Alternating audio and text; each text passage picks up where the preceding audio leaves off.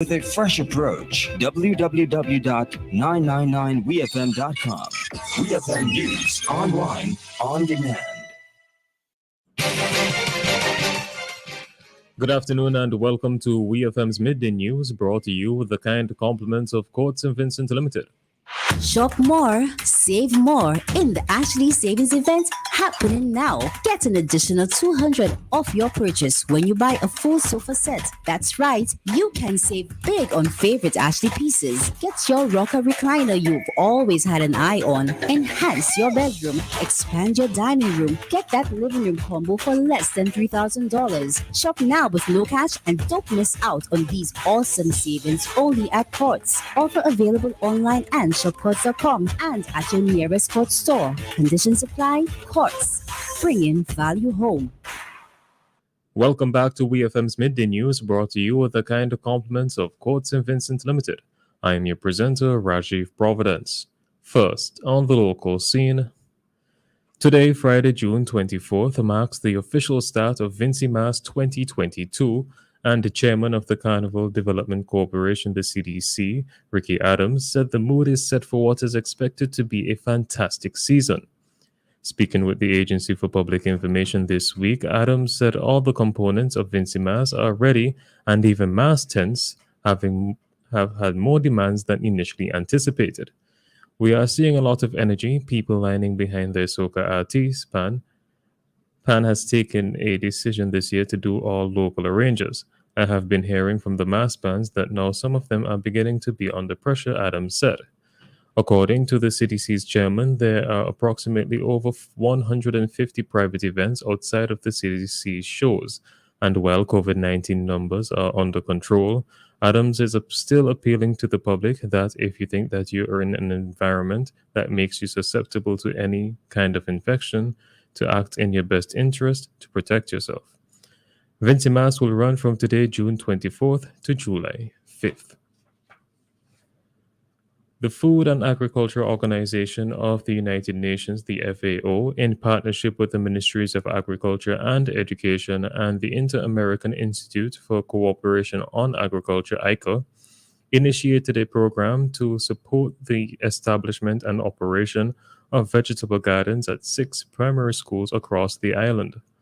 The participating primary schools, with a total of 900 students, are Newgrounds Primary School, Argyle Primary School, Fairhall Primary School, Cane End Government, Spring Village Methodist School, and the Paget Farm Government School. The initiative is being implemented as part of the broader and innovative vision of the Resilient School Feeding Program, sub-project of the Mexico CARICOM FAO, Cooperation for Climate Change Adaptation and Resilience in the Caribbean. According to a release from the Ministry of Agriculture, the main objective is to support the National School Feeding Program of the Government of St. Vincent and the Grenadines, and in particular, to support the establishment of rehabilitation of school gardens as a teaching tool for food and nutrition education. As part of the program of activities, cohorts of 20 to 60 students from grades 3 to 4 and the assigned teachers from each school will receive training on how to establish and care for vegetable gardens, beginning with land preparation and including all other steps from planting through harvesting and consumption. Still on the local scene, the government is offering financial assistance to the children of fishermen of Rose Place. This is according to Prime Minister Dr. Ralph Gonsalves, who first spoke about the assistance that will be made available to secondary school children of the fishermen and how they can go about getting it. We hear more from the Prime Minister. Fishermen, those who own boats, those who don't own boat, crewmen and so on. I know they got bright children. They may be going secondary school. If they go in secondary school, no hassle. You bring the birth certificate, you bring the birth certificate, you bring a report from the school as to where you are, the school you're going to, or if you just pass CP and you're going in, bring it by Angie to me, my permanent secretary, and make sure that you get sorted out with your uniforms, you could get books, and make sure you get a monthly sum to help with the transport and to buy a lunch is at $200. Same thing if you're going community college. Prime Minister Gonsalves then goes on to say that this assistance has also been made available for children of the fishermen who wish to pursue studies at the University of the West Indies UWI Open Campus. If your youth go to university, if they want to do the open campus study here, just pass by Angie and she will guide you. I go up by upstairs by the chief postal office, upstairs by the service commission, by the post office building, get a form, fill it out, and you go and say your degree at open campus. Apply for the tuition scholarship and make sure you give Angie your name to you when you apply over at the service commission. The tuition is about $10,000 a year. We will sort that out. And all you need if you're doing it at open campus is the $10,000, which we pay directly to the university, and you need a computer, a laptop. And we can work out ways in which we can help you with that too. In short, I want the fishermen children to be flying high like everybody else's children. That was the Prime Minister, Dr. Ralph Gonsalves. On to news in the region. Grenada, Carriacou, and Petite Martinique have decided and voted the National Democratic Congress NDC into power, which means political leader of the NDC, Decon Mitchell, is to become the next Prime Minister. Mitchell, 44, an attorney at law, contested the constituency of St. David and won his seat with 4,414 votes. According to preliminary results of the general election from the Parliamentary Elections Office, the NDC copped 9 out of the 15 seats. The NDC has stopped the winning streak of the New National Party (NNP), which had back-to-back landslide victories in 2013 and 2018. Dr. Keith Mitchell, 75, who leads the NNP, held on to his St. George Northwest seat with 2,211 votes. The NDC, in a message posted on its Facebook page, said, "Thank you from the bottom of each and every one of our hearts. This victory is not ours, but yours." Jamaica's Kamina Johnson-Smith has suffered a narrow defeat in her bid to become the Commonwealth Secretary General. Reports are that Johnson-Smith polled 25 votes to 27 polled by Baroness Patricia Scotland. "Thanking all the countries and people who supported me in this journey. As I said to many of you, if I didn't pull through, God wasn't ready for me to leave Jamaica yet. Much love always. I continue to serve, and of course, sincere congratulations to Baroness Scotland," had Johnson-Smith posted to her official Twitter page.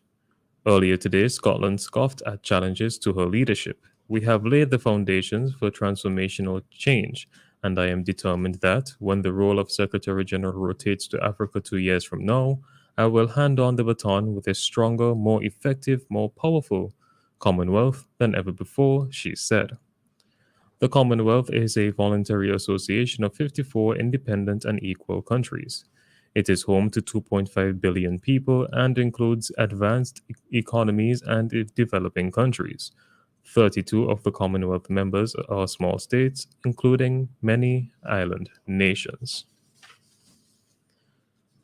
On the international scene, the U.S. Senate has passed a gun control bill, the most significant firearms legislation in nearly 30 years. It imposes tougher checks on young buyers and encourages states to remove guns from people considered a threat. In a rare bipartisan breakthrough on gun control measures, 15 Republicans joined Democrats in the Senate to approve the bill. It still needs the endorsement of the lower house before being signed into law by President Joe Biden. A vote in the Democrat-controlled House of Representatives is expected soon. The president urged a quick vote on this bipartisan bill despite it falling far short of his demands. Gun control activists and most Democrats would also like to see far more stringent measures on gun control. And finally, in sports, Newcastle United has signed England goalkeeper Nick Pope from relegated Burnley for an undisclosed fee. The 30-year-old moves to St. James Park on a 4-year contract after spending 6 seasons at Turf Moor. Magpies boss Eddie Howe called Pope an exceptional Premier League and international level goalkeeper. "I'm very pleased to be adding strong competition to a very important position," Howe added. Pope joined Burnley in 2016 when the club was newly promoted to the top flight and made 155 appearances, including playing 36 times last season. This has been WEFM's Midday News. I have been your presenter, Rajiv Providence.